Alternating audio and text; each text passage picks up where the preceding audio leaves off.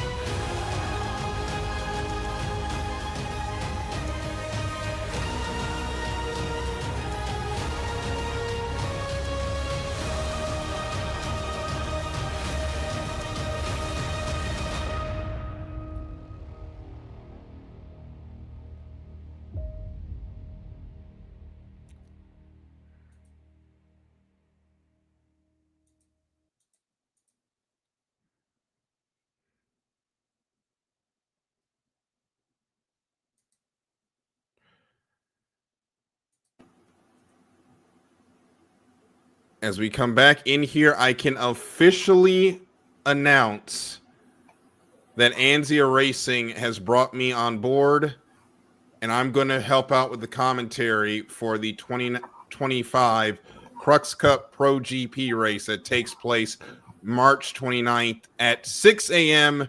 in the Eastern this year. So you're going to have to get up early to watch it or catch the re-air if you can't get up that early. But I cannot wait for this to get started. You kind of see them blowing up the chat right now. I want to thank Echo, who was in the chat that reached out to me to bring me in with Anzia. They run a fantastic show over there, and I can't wait to be a part of it. And hopefully the first of many. I plan to be there with them for the 24-hour race as well, and other races that Anzia Racing has going on if they will so have me. So that is extremely exciting. I can't wait to get that going. And in the chat, Chris was absolutely going crazy seeing it. We're excited to get this going. Yeah, that was a hype video if I've ever seen one. Yeah, that was pretty badass. Yes. So I can't wait to hear your commentary, Darryl. I get to hear you every week, but I will be tuning into that for sure. Yes, and I have questions. So it's well, a 24-hour race, and the 29th will be a 24-hour race. The one on the 23rd will be a 1-hour endurance race. If you want to see more about the racing, you can head over to anziaracing.com to learn more, find out about the teams, and get ready for what is sure to be an exciting race around the. I'm going to try to get this right so I can pronounce it right. Where's the title of the race? Oh, there it is.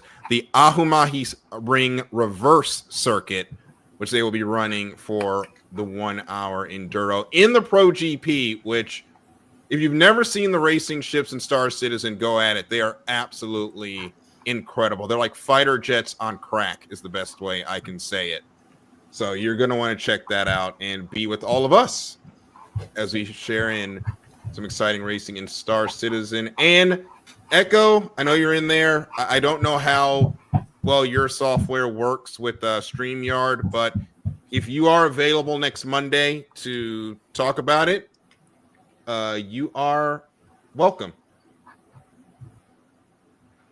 So just let me know on Discord and we will get that set up. So that is exciting. Can't wait to go racing in Star Citizen. And I've got to scream at a lot of virtual and real things over my life. I cannot wait to scream at virtual spaceships. So let's go ahead and get into the program. We'll pay our bills in just a little bit. We're going to start with the National Hot Rod Association that was in action at the Gator Nationals in Florida.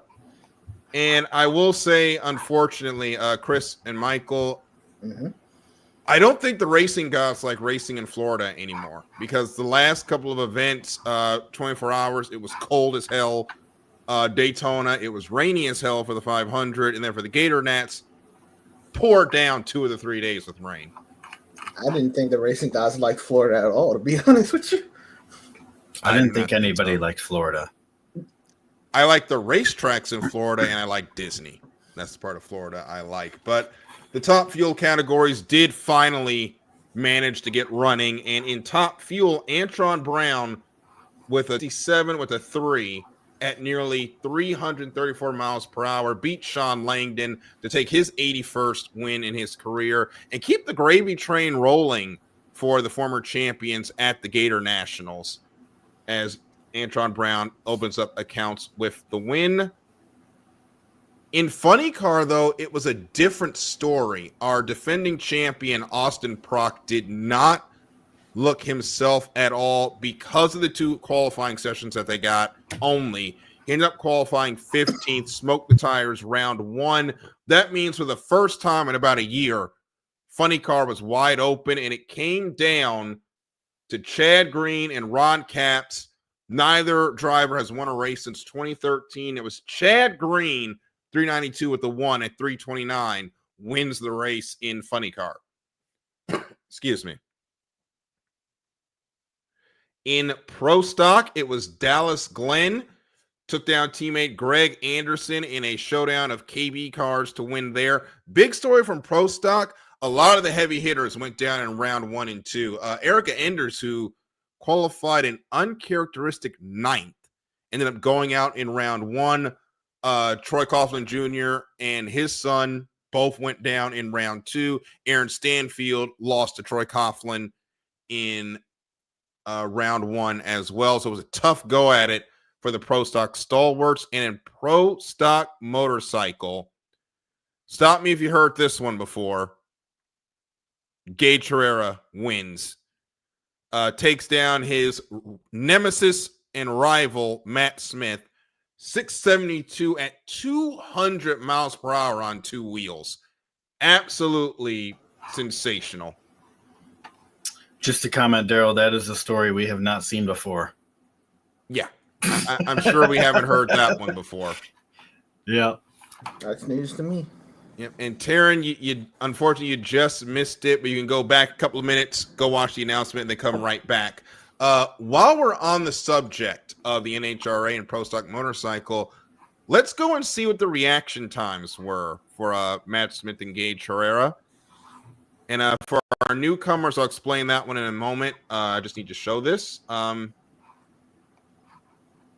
Matt Smith had a 63 reaction time to Gage Herrera's 35 on a 4/10 light.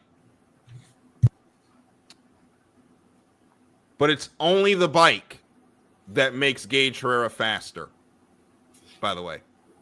It's not the fact that Gage Herrera out-trees everybody. It's just the bike. And if you don't make Matt Smith faster, he's going to take his ball and go home. Just going to put that out there. And just let that one marinate. So, hopefully Matt Smith will not take his ball and go home when round 2 comes up for the NHRA Arizona Nationals. Actually, I think the bikes are going to be on a long layover. I don't think they're going out west. They actually are not. So the bikes will not be in action again until the 4 wide Nats at the ZMAX Dragway. So it's going to be a minute before we see the bikes there back again. But hopefully Gage wouldn't have taken his bike and gone home. So we'll see. So we'll go from whining about the NHRA to we're going to get into some NASCAR, which was the Shriners Children's 500. And what I will say about this race, Michael and Chris, is that NASCAR needs to bring the option tire to every race we go to that is not at a plate track, because that tire absolutely changes how the strategy works in NASCAR. In the, let's say, 4 years I've been on the show with you and Michael, Darryl, I believe we have said something about an option tire in NASCAR roughly every other week. So this is something we like to bring up. We collectively of a show have been advocating for an option tire for the 4 years that I've been a part of it. Yes. Michael, you've been there with us even longer where we've talked about the option tire thing. It just brings up so many strategies in a sport that they've pretty much optimized strategy out of it. Everybody pretty much knows what they're doing at this point. So they got to figure out something to get the strategies higher. And I think that option tire, perfect example, early in the race, Ryan Preece was the only car to put the option tire on. After the first caution for Catherine Legg, he started last.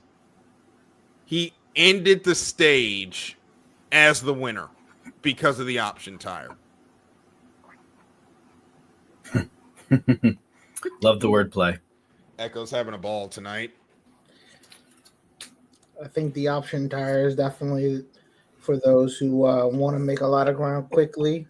Mm-hmm. It definitely sacrifices tire wear, but at the same time, it's like when you want to make a lot of ground quickly, it's like that's the best option. And hopefully you get lucky with a yellow. And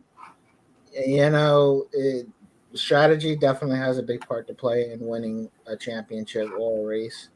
So I definitely think the option tire was a good call, and I hope to see it at more races. Definitely.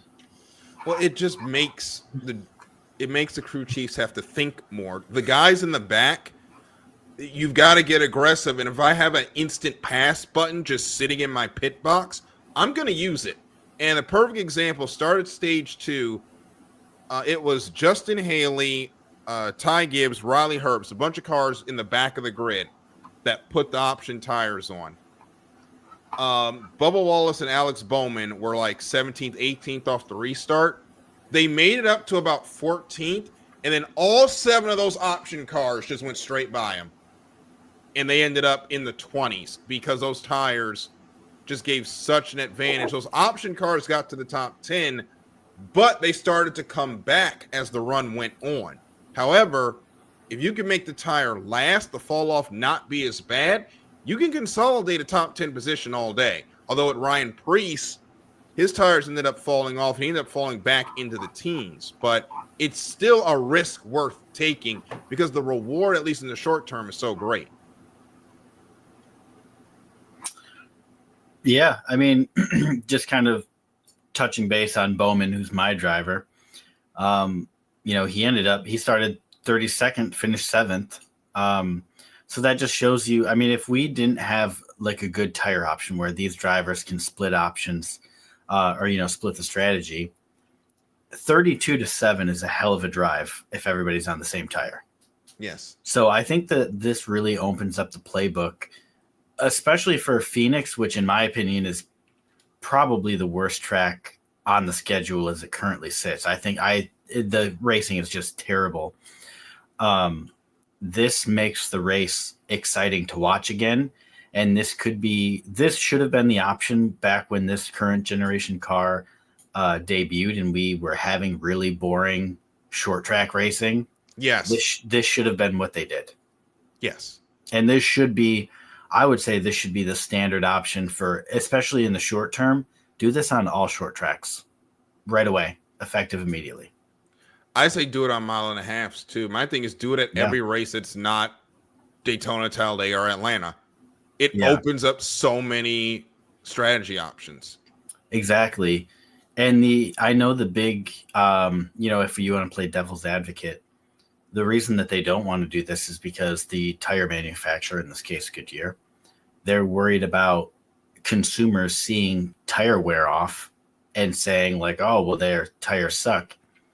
I'm sorry, but people still buy Pirelli by the tens of thousands, millions a year. And look at Formula One. They've got tires that will last 10 laps on a car before they have to come in and change it because the fall off is so bad. Well, look how bad Pirelli's tires were at one point. Remember the 4-stop race at Silverstone? Yeah, I think it's just a lazy excuse at this point. The fans want to see good racing and, tire fall off. No one equates that to your product on the road. No. So just give us a tire that wears out. And road courses too. Give us an option on road courses. Well, we got to do something to shake up the road courses because those have they've fallen out of favor in recent years. But with all this tire strategy, with all constants, one thing stayed the same, and that is Christopher Bell is really, really good at driving a race car.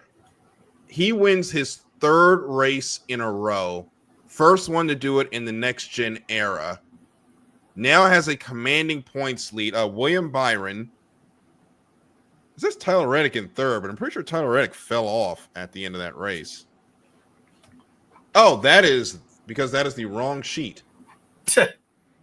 I was very confused why Tyler Reddick was up there. Yeah, we still have Texas in our sheet, so 20.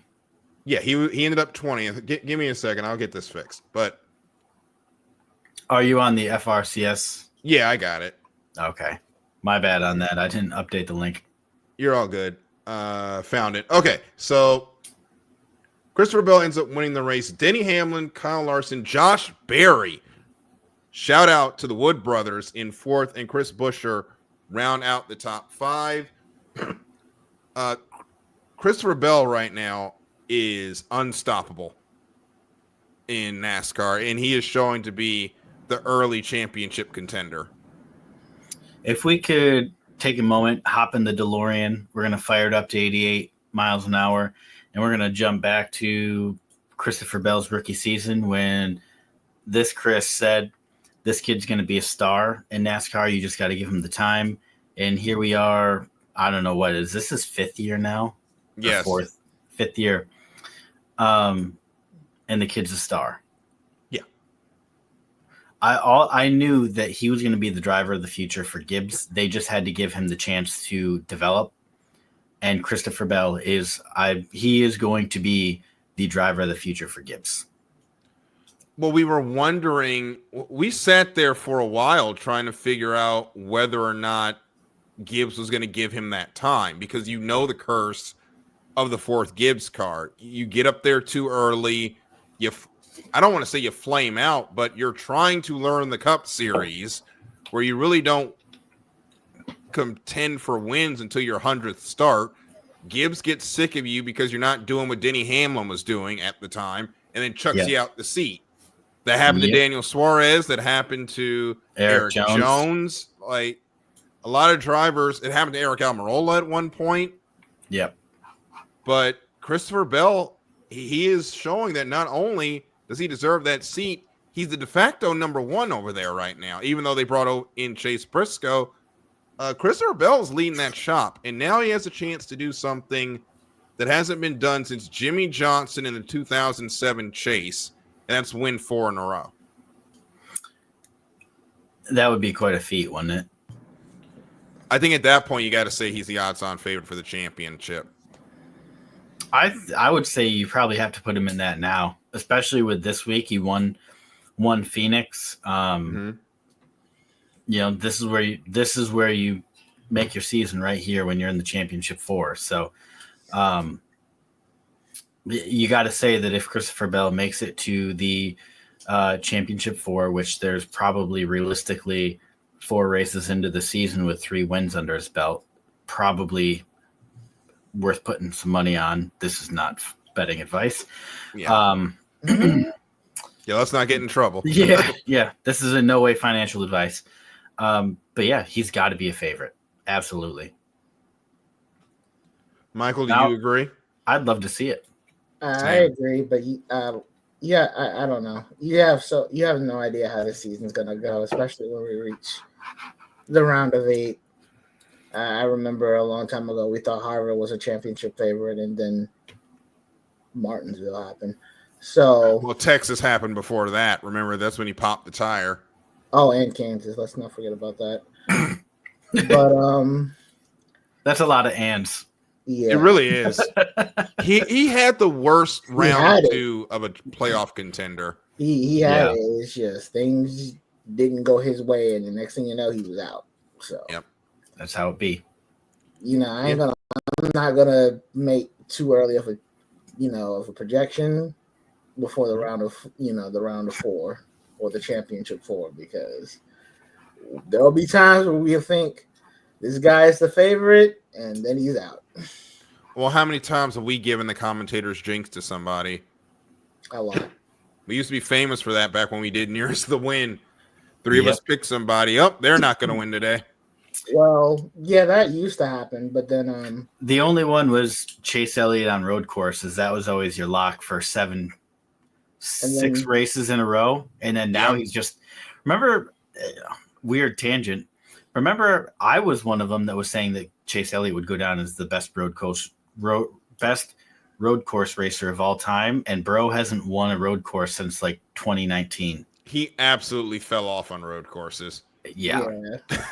And we're like, oh, they're putting 6 road courses now in NASCAR. Chase is going to eat, and he hasn't done a damn thing since. He hasn't won a road course since they went to 6. No. Which was 2022, maybe? Mm-hmm. Yep. It's surprising. I think this new car has just caught him out. But speaking of new car catching them out, Catherine Legg was in the Phoenix race. We're not going to talk about the idiots on Twitter and what they had to say. We're just going to ignore it and move on. Twitter's down, so we couldn't even look at it anyway. Well, it's kind of up right now, but I also have new friends in the chat. I don't want them exposed to their new commentator getting on his soapbox, so we're just going to stay out of that. And Quick Let's note. go Hold with- on. Go ahead. I just want to do a Twitter thing. And Larry, I know Larry's watching, so he's going to probably comment with the same frustration as me. Yes. Why does Twitter choose noon of the first day of free agency to go down? Seriously. Like, legal tampering begins at noon on Monday, and that's when Twitter decides to shit the bed. Yep. It's like, come on. It's always when you need it. Always when you need it. Luckily, I'm a Bengals fan, so I didn't miss anything, but there are teams out there that did miss. Well, I'm a Commanders fan. signings. We made some big trades today. Like, I wanted to see those. And as we say that, the show just went down on Twitter. Ha. So, Yeah. Yep. Larry pops in. yep. And we just went down on Twitter as well. So we'll try to get that back up as things go if you're listening live. So we're just going to leave that over there and continue on with the program. I think Catherine Legg did well. She was in the Live Fast car. It did Live Fast car things. And unfortunately, she ended up wrecking off turn 2. Twitter was Twitter, and we're just going to move on. We're going to Vegas this weekend, and this is where the real season, and I feel like the play season has been extended so long in NASCAR at this point between Daytona and Atlanta, and then COTA. I guess technically the real season started at Phoenix, but now we're into the mile and a half, the real meat and potatoes of the NASCAR schedule. This is where this car really shines. But Chris, the one thing you have to do at Vegas, you got to respect the bumps in the middle lane if you're going to be successful here. Bingo. And much to the dismay of everybody, Christopher Bell is pretty damn good at this track. I know there are like 39 some other drivers that saw that after they got out of the car at Phoenix, they were like, shit, we're going to Las Vegas next weekend. This is not good. Yeah. So we'll see. Well, here's what I'll say. This track is actually pretty good for Hendrick, though. You've got Byron that's good, Bowman that's good. If you look at some other teams, Blaney's pretty damn good at Vegas too. Bubba's pretty good here. I think maybe not. But it comes and goes. We don't count that first year where the horseshoe fell out, and then the year that he tried to kill Larson. But usually when he's not doing those two things, the car is usually good. But I'm going to put a number to that feeling for the Cup guys this week. Average finish, surprisingly for Christopher Bell, is a 17.4. Oh, that's because he's had 10 races here. He runs fast, or he runs towards the top. Maybe he's got a couple wrecks that. Well, yeah, he's had a couple of wrecks here. He starts 10th. 3 poles, 2 runner-ups, 3 top 5s, 5 top 10s. Has not won here, but came damn close last year. There's your 5 top 10s and how many attempts? 10. So that's half his starts. Yeah, that's what I'm saying. Christopher Bell, he's not to be slept on here. Yeah, not at all. So if you're going out to Vegas, you might want to put some money on Christopher Bell. This is not betting advice. Maybe it is. For legal reasons, it's not. We will toss some on Alex Bowman and William Byron as well, maybe, if you're going to go out there and play in Vegas. But try to make your own picks because we tend to jinx people over here. Yep. But what I will say is what you should expect on Sunday. If that's the case, I'm going to bet on William Byron. Easiest money I'll spend. Well, William Byron usually has the where did he come from wins. So every dang time. Every time. Actually, it's Bowman that backs into the wins. Yeah, we can go that one all day with who backs in and who doesn't. But what you should expect at Vegas is another banger finish because this whole season has just been banger after banger after banger after banger with what we had on Sunday. And with all the complaining, all the naysaying about how the next-gen car runs, how the Xfinity car is better. These teams have had 4 years now to work with this car, and it showed. Where all these finishes have just been extremely close and extremely exciting. Yep. And in fact, Michael, we should have had 2 back-to-back photo finishes at Atlanta if they didn't wreck. Yeah, we could have. We didn't. Still think to this day they might have should have let them run, but it is what it is. We can't have nice things. No, we really cannot. So we're going to take a quick break. When we come back, we're going to get you prepared for IMSA at Sebring. The Sebring 12 and Supercars and Formula One are down under. One to start the season, and one, well, they live there. So we'll talk about that on the other side of this break here on the Extra Mile on iSports Radio, your direct feed for all that is sports.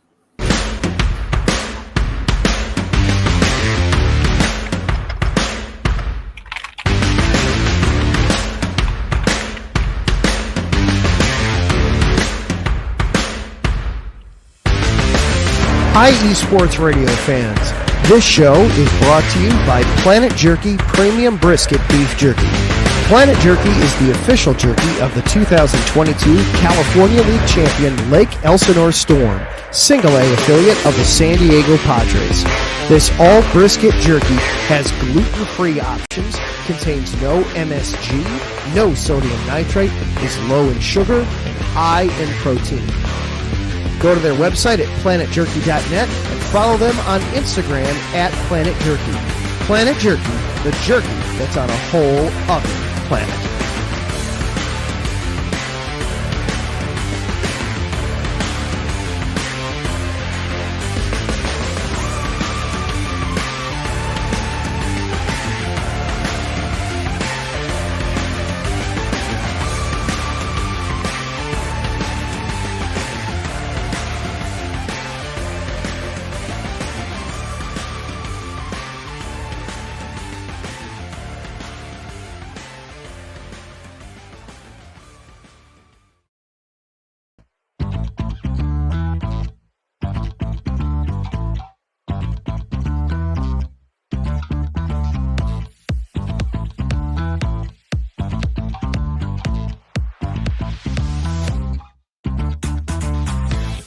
Hey there, iEsports Radio fans. Be sure to check out our sponsor, Seal the Deal Wax Seals by Cecilia B.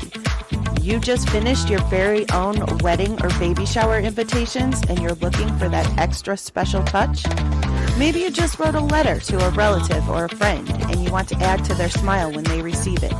Then seal the deal with Cecilia's handmade sealing wax stamps for your invitations, letters, and gifts. You bring the deal, we'll bring the seal. You can find them on Instagram at sealthedeal_wax stamps and on Facebook, Seal the Deal Wax Seals.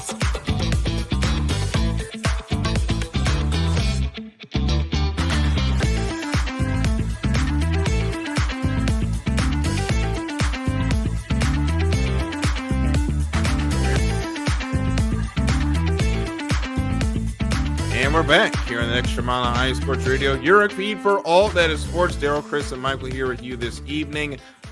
Jen is taking care of a personal family matter, so we will not see her this week. We hope to have her back next weekend, and we just want to say get well soon to the family member in question with Jen. And we're going to continue on with sports car racing, Michael, which feels like an age since the 24 hours of 24 hours of Daytona. And I should know, I was there, literally. And it's finally time to go racing at Sebring. Yeah, it's finally time to go racing. Definitely one of my favorite tracks in the world. Sebring, respect the bumps, or you'll be in the wall. And I'm looking forward to this race, honestly. It's a lot of GTPs on track. It's a lot of LMP2s, GT3s. Definitely want to see if the beef between Chevrolet and Corvette, they're the same company. Chevrolet and BMW continue. And I want to see if Rexy bites back because she got bullied basically at the end of the 24 hours of Daytona. Well, Rexy also has some drama with lawyers this weekend, but it's not worth bringing up. Lawyers be lawyering. That's all I'll say. But oh yeah, for sure. Let's start in the GTP category. Aston Martin making its first appearance. Their showing in Qatar did not go well, where they finished last in the grid. But Chris, that's usually how it goes for new cars in sports car racing. They tend to not go well. Yeah, there's definitely a learning curve. So Aston Martin, racing is their heritage, so I expect that, maybe a couple races where they're not the most competitive, but I would expect them to get that straightened out by the end of the very short season. Yeah, it is a very short season, but it's very long races, so it kind of evens out at the end if you think about it. You only race 8 or 10 times, but you feel like you've raced twice that time, and especially here, you just ran 24 hours at Daytona. You go off for a break. You come back. You got to do 12 hours at a place that's going to rattle your spine at Sebring, which I don't think has been paved since they put the bomber base there during World War II. So they've repaved. Yeah, they've repaved, I think, one section that was just so far gone they had to do something. But other than that, it's the original asphalt. Yep. Or concrete, sorry. I'm not gonna lie, the final turn when you reach the front stretch, there's like this really big bump underneath the bridge. Oh, that long right-hander, that bump sucked in iRacing, and I think it's only gotten worse. IRL. I see them hit that bump, and it looks like it hurts. Oh, if you watch this race on Saturday live on Peacock or wherever you live globally, because we have some New Zealanders and Australian individuals with us this evening, the cars catch air going off the big bump right under the pedestrian bridge on the last corner at Sebring. The tires come off the track hitting that bump, and if you hit it wrong, you're going in the wall, and it hurts a lot.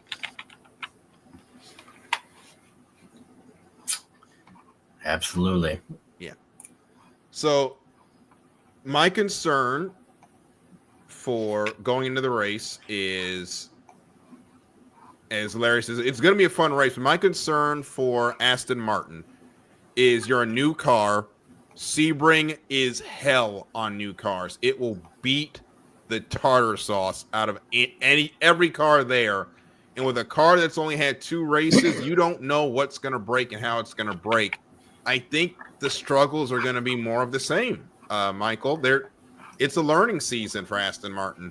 It's a learning season. They're trying to see what they need for next season. Mm-hmm. And I think their main objective is just going to be just to try to finish the race. It's just going to be, we're going to try to finish the race, see what data we can gather from. Are they bringing 1 car or 2 cars? They're bringing 1 car. Yeah, from the 1 car. I think they should bring 2 cars, in my opinion, but that's just me. But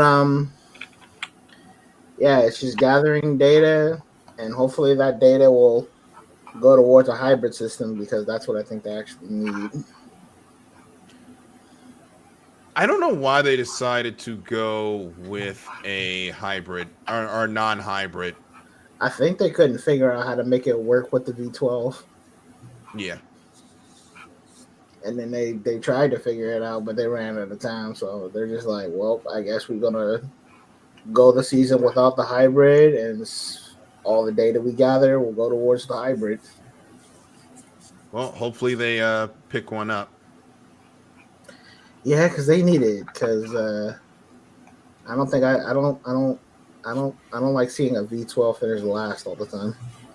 Yeah, as much as we love the V12s. It's bad enough we saw V8s running into each other last weekend. Another cool thing that is up for this weekend is Nick Tandy is looking to become the 10th driver to ever do the Endurance Triple Crown, which is win Daytona, Sebring, and Le Mans, all in the top category. Would be the first Triple Crown winner since Timo Bernard all the way in 2010 when he won at Sebring to complete the trifecta. Ooh, that sounds awesome.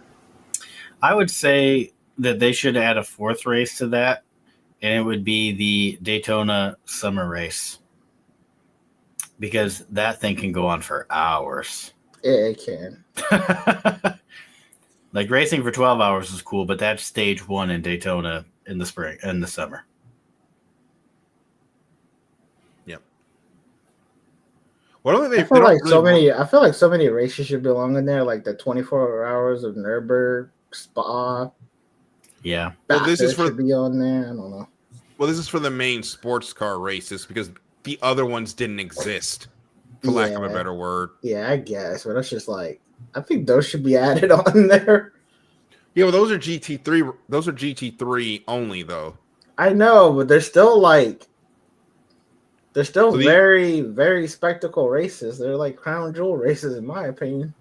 I mean, I get it. We're close to getting a triple crown for GT3 endurance racing. We have the Nürburgring, we have Spa. I don't really know what would be the third at this point. Maybe Bathurst. Yeah, Bathurst for sure. Yeah. So I think we do have a GT3 triple crown growing. We just need to get more GT3s down to Bathurst, but yeah, it's in a hard spot because you got a lot of people going to, especially this year, you had Dubai and Daytona back to back, and then Spa, and then some of those teams are going to Qatar, and then some of them are coming back for Sebring. That's a hard ask for a lot of teams. Speaking of GT3, do you want to talk about somebody new joint that's just started a GT3 program? Oh yeah, Max Verstappen has a GT3 car now. Chris, Yep. How do you feel about that? It was inevitable. Yes. Anything for him to not have to be in Formula One. I was kind of surprised it was with Aston, though. I was surprised about that. Well, Red Bull and Aston do so much work together. It makes sense. I was gonna say, I don't think so. And especially considering there was that rumor that Lance Stroll offered him $1 billion to go to Aston Martin. I didn't think it would be like that. Does Lawrence even have $1 billion? I mean, people would go bankrupt to sign him.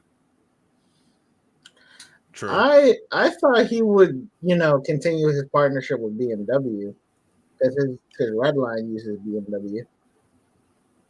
Could change. I mean, sim racing and what they use and what in real life, it's such different thing. It's such different beat. Yeah. Before we continue, I have to show you guys something because this is absolutely hilarious. Hold on. We were talking about Christopher Bell earlier, and I see a preview. Yeah. By saying that.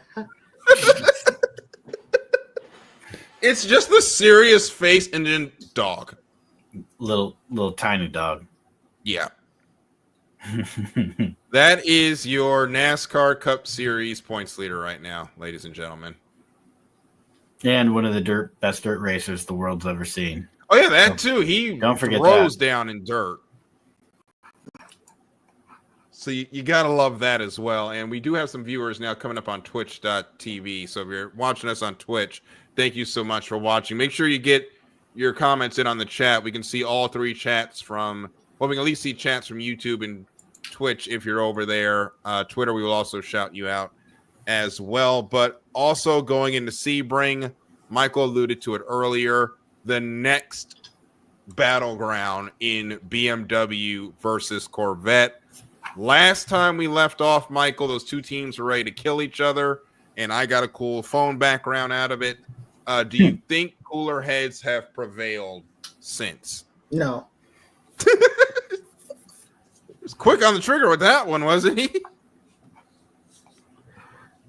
No, I agree. I think they're gonna butt heads again.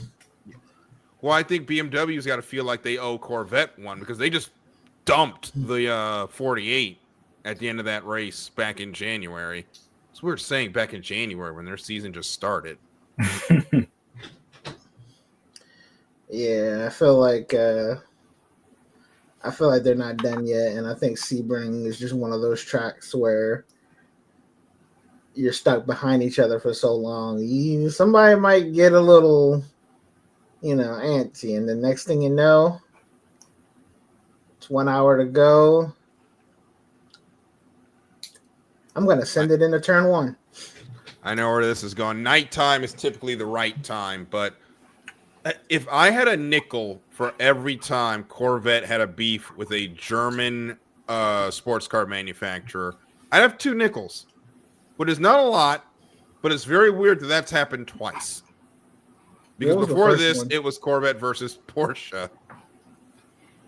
Then again, Porsche has beef with everybody. Yeah, but I think the Porsche one was worse because a Corvette got absolutely destroyed in the ALMS days at Laguna Seca, if you remember that. Yeah, I remember that. I'm dating myself here, but I think that was like 2006, 2007 when they were battling on the last lap. And I think that was the Flying Lizard Porsche that just absolutely left reared a Corvette into the wall there at the end of that race. And they haven't gotten along since. So, and then you have BMW this year. Yeah, and I think that's just going to get worse as things go on. So now the Corvette is staring awkwardly at Mercedes and Audi. Well, Audi. God bless the Audi endurance team. We want you back. Leave F1. Come back to endurance where you belong. I mean, for real. Seriously. I don't care about Audi F1. I want the Audi at Le Mans again. Can you imagine them being back battling with Porsche again? That would be awesome. I mean, them battling Porsche, Ferrari, Ford that's coming, GM. Oh, yeah, that would be eventually. a real test. That would be a real test of how good their endurance racing prowess is. They have all these manufacturers to try to beat now. Yeah, for our newcomers, sports car racing is where it's at right now. If you're trying to get into motorsports, lot of good stuff going on over there. It's a golden age of sports car racing. Very long races though. Yeah, I would say make some time because you're going to be sitting for a while. Although we are going to have a Crux Cup 24-hour here in a couple of weeks, so it'll be a good test. That'll be good fun to watch. Yeah. So we'll just keep the gravy train rolling here as we get near to the end of things. Supercars and Formula One are going to be in Melbourne together for the Australian Grand Prix. We'll start with Supercars for their Australian GP showcase. Some big driver news coming out of the Supercar ranks. And Chris, I'll let you lead us off with this one. Yeah, so I forget what day it was. I think it was maybe last Friday. Kind of some surprising news that Aaron Love and BRT Blanchard Racing Team had parted ways effective immediately. And it's not always like, it's kind of rarely when it's the driver that initiates that urgent of a parting. Usually it's the team canning you, not the driver canning the team. But yeah, so they split effective immediately. Basically the night before, the teams were going to start moving towards, getting everything, logistically kind of getting the week rolling. Yeah, that's hard for a team that you are, switching cars so early, in the year. You just started, with the first round, which tells me that usually doesn't happen unless there is a big conflict or a big blow up over how that first weekend went. Yeah, so something happened, and I don't have the stats on how he finished, and my keyboard's too loud to type. I don't remember where, I would kind of say overall over the 3 races last week or 2 weeks ago. I don't remember where exactly he finished, but so Aaron Love is out. Aaron Cameron is in. Mm-hmm. He was your runner-up in Super 2 in 2024. He tested with BRT in Sydney last month, so he's kind of already got a little familiarity with the team and with the car. And he was also a recipient of the Mike Cable Young Gun Award, which, we should have that in NASCAR. We have Rookie of the Year, but yeah, but just Young Gun Award is just a lot cooler of a name. Yeah, and I think Aaron ran some at Sydney in 2020. At Sydney this year, I think you said that. Yeah, he did Yeah, run. I he think did in the test Super day. 2 race. He was in the test day. Yeah. And then you've got This is Landis on the leaving 888 Racing after the 1000 competitive driving plan for the future. Yeah, Okay. Craig Lowndes, who's a GM ambassador over in Australia, is leaving the team that basically he helped make famous in Triple Eight Racing. They're going over to Ford next year, which will be the first time since 2009 that they've run the bow ties. Not the bow ties, sorry, the blue ovals. And Craig, who's still working with GM, is stepping away, which is a somber moment with everything those teams put together. But he will be around in co-driving duties for the future. So Craig Lowndes stepping away from Triple Eight, but not stepping away from supercar racing yet. So as we go into supercars or Melbourne for the supercars, this is usually the best racing of the year, to be honest. The Australian GP in Formula One, which we'll get to in a minute, it is certainly one of the races of all time on one of the schedules of all time. But these supercars, Chris, back from when it was an exhibition event and now that it's a points-paying event, they go hard in this race. Yeah, absolutely. Probably going to be the biggest crowd other than Bathurst they race in front of all season. So they're going to show out. Yeah, definitely. And so the race format this week is they're running Thursday, Friday, Saturday. Those are going to be one race per day, and they're racing 105 kilometers. And then on Sunday before the F1 race, they'll do the final 80 kilometers of the race weekend. So I love these short sprint races. I think they're so fun. And to kind of get to your point, Darryl, there is a lot of action in a very small window of time. And so it just makes these races, every lap actually counts. Every position you can get actually counts. So it puts a sense of urgency in, and that's why, these short sprint races in supercars are so much different than we're used to here in the US. And that's why they are objectively more exciting, and they're just great for really anybody. If you don't watch supercars, I highly recommend dropping the $7 a month, getting the YouTube channel and watching supercars, because it really is just great. Yeah, I haven't, and I can't stay up to watch these the same day, but I'll get up and watch the re-air, or it's up there for as long as you want it. Yep. Go back and watch it. It's always exciting racing, so definitely something to check out this weekend. And on the other side of the paddock, Formula One rolls into the Australian Grand Prix to get the season started, and we're going to find out on Saturday during qualifying where these cars really stand in the pecking order for the early part of the season. Yep. We'll see who was lying at Bahrain, which was everybody. Spoiler alert, was 10 teams. Yeah. And breaking since the last time we were on, in 2026, we have an 11th team. Something we have been championing here for 100 years now. Yeah, I think pretty much since Chris has been on the show, we've been talking about getting an 11th team in Formula One. And it's officially official that Cadillac will be on the grid. It sounds like Colton Herta is in the running to get that seat, at least one of the seats next year. The other seat will probably go to one of the F1 drivers currently not in a seat right now. I've seen quite a bit of chatter about Checo. I mean, I would take him. He would be a good guy to get in your team year one, kind of establish a culture, a company culture. Ricardo, yeah, I would take him. And Checo can develop a car if the team listens to him.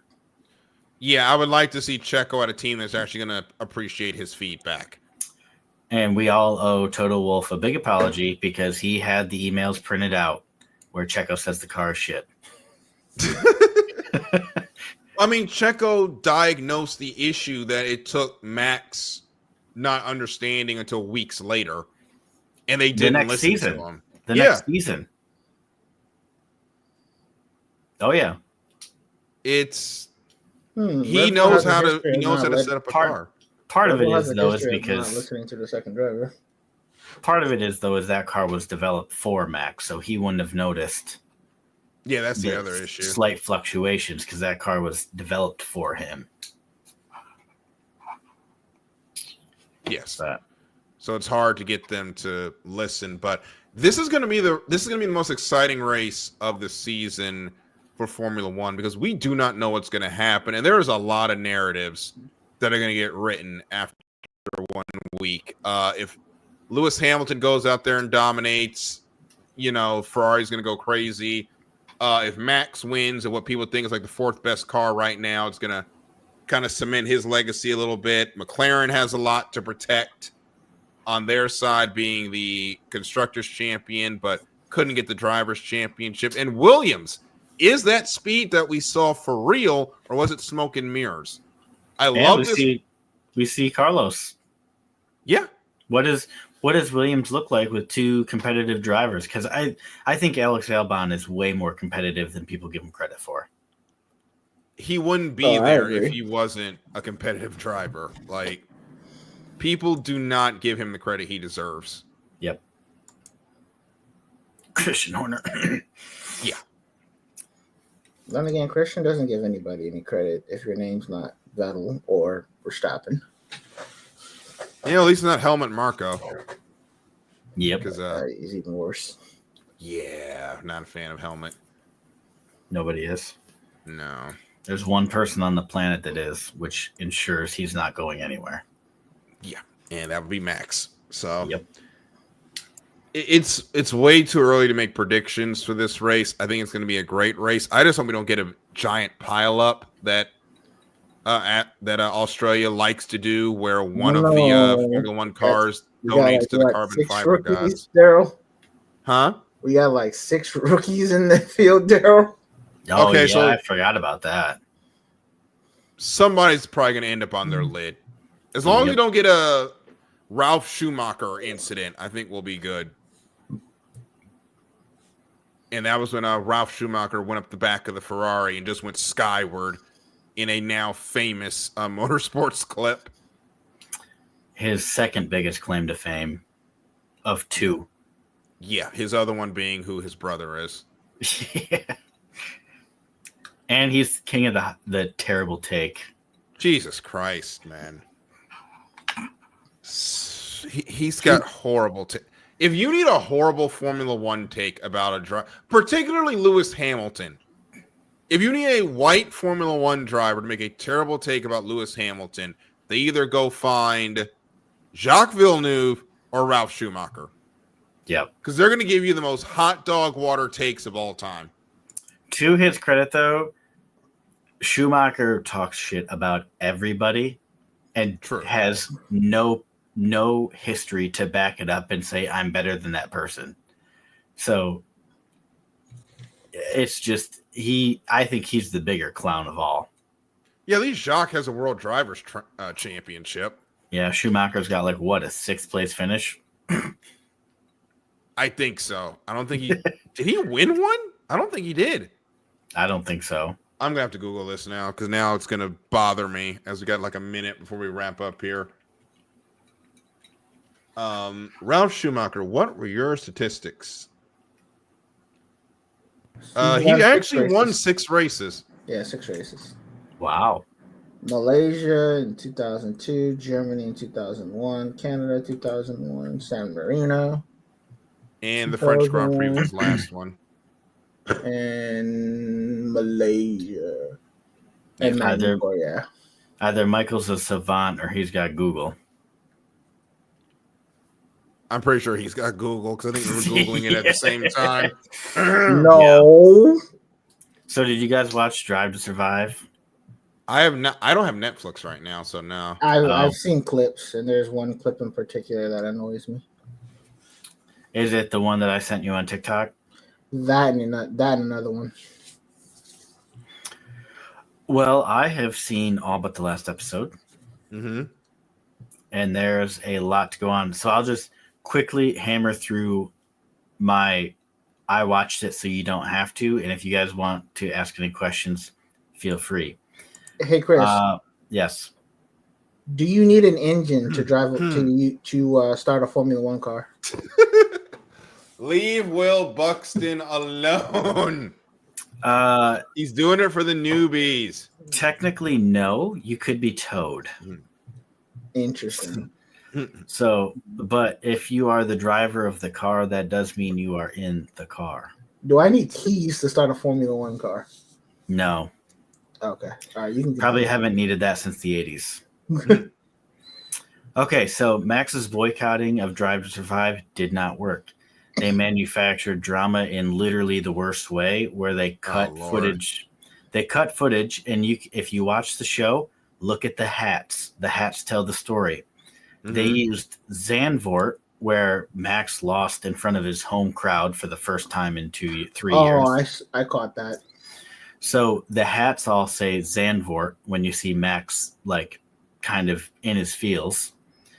And Lando has Miami hats on. So they cut that to make Max look like a sore loser when in reality, Max was probably the most congratulatory person towards Lando. And to my recollection, which I think you guys can back up, Max stayed in Miami to party with Lando. Yes. So they cut that in just the worst way. There was a lot of cuts that definitely portray Max as like, I want to say antagonistic. Yeah. They did him pretty dirty for him sitting out a season because of their deceptive editing. And then he agrees to come back for one season and they go with the deceptive editing route. On a season they did not need to do that with. It was nice to see them put Horner under the gun for his little whatever we call it last off season. They did focus in on that quite a bit. Lando and George were given probably the most unfavorable screen time I've ever seen, highlighting the lows of their seasons / careers. Yes. Yes. Go ahead. There was one George clip in particular. I know you might have saw this, but it was the Singapore GP.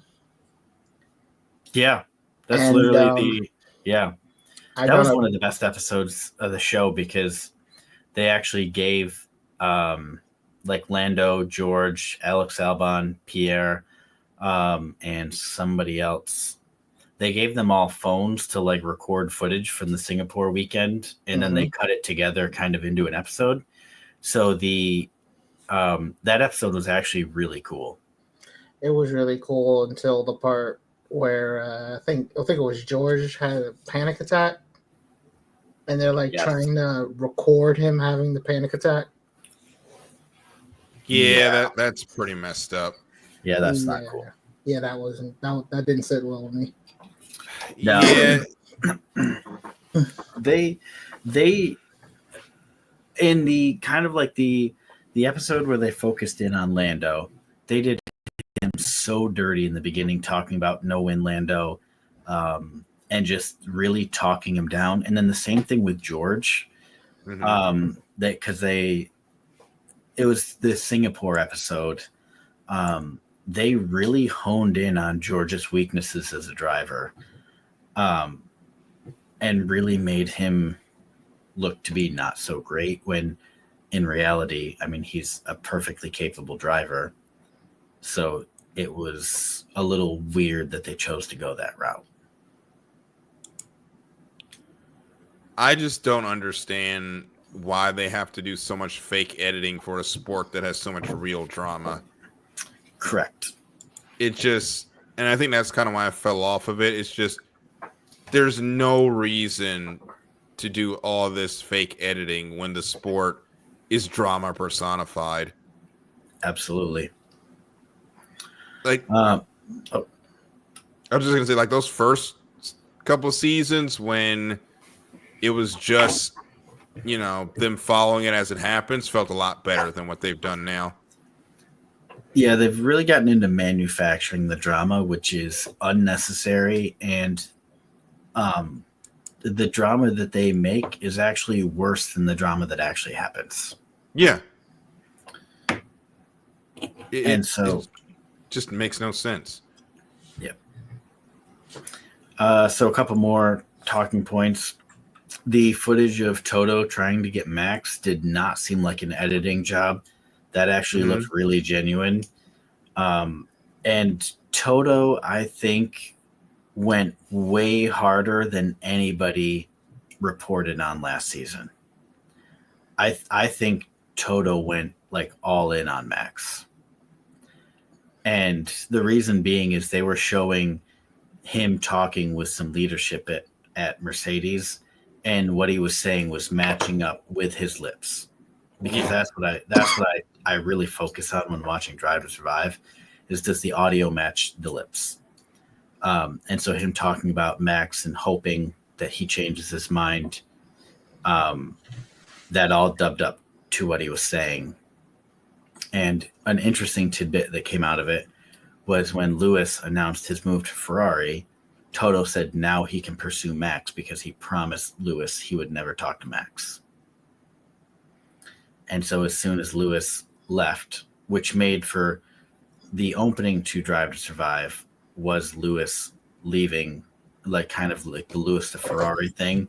And it was so awkward because the news broke when Lewis was like with Mercedes doing like the car reveal for 2025 season. Yes. And so it was like awkward and they caught it. And like there was this really awkward hug between Toto and Lewis. It was really cringy.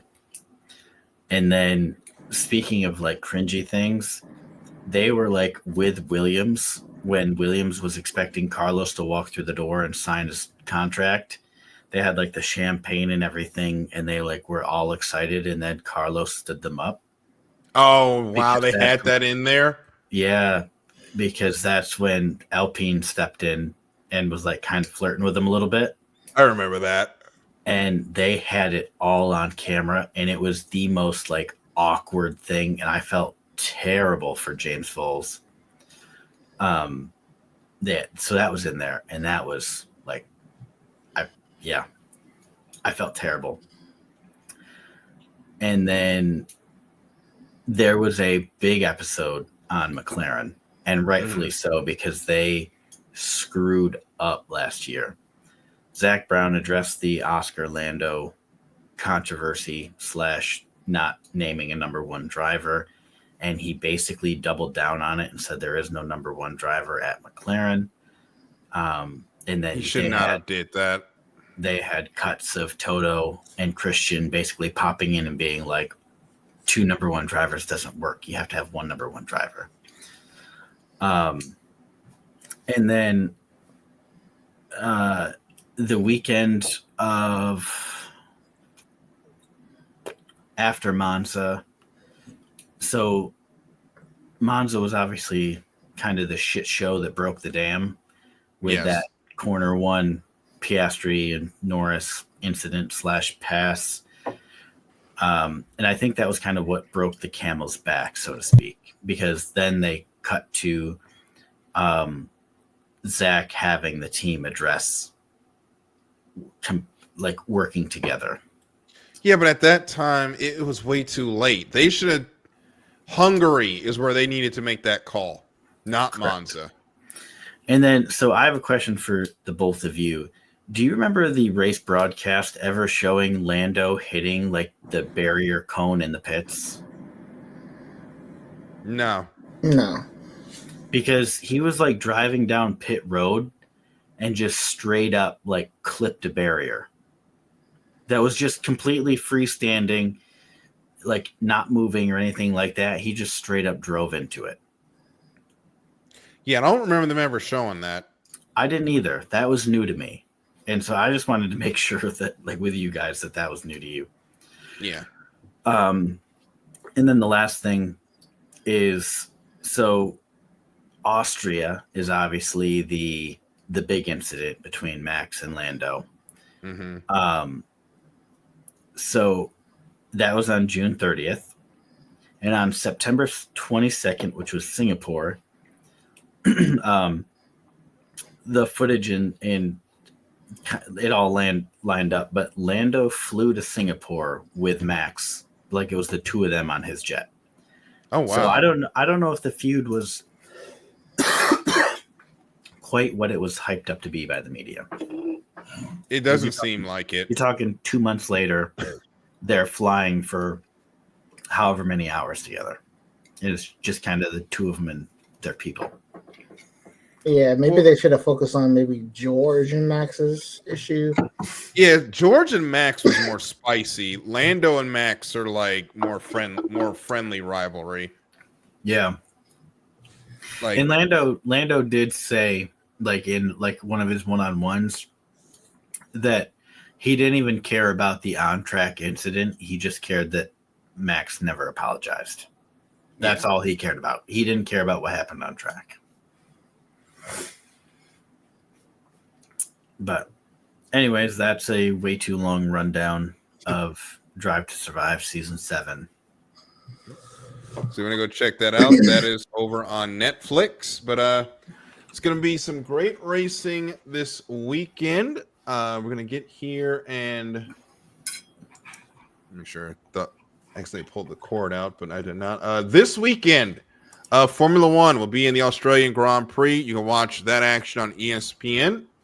Sebring on Saturday will be the Mobile One 12 Hours of Sebring. You can watch that on USA and Peacock. And that is the racing for this weekend, as well as NASCAR at Las Vegas. Supercars. In the Pennzoil 400. And, as Chris just said, the Ripco Supercars all weekend long from Albert Park. Races 4 through 7 of the season. You can watch all that on YouTube.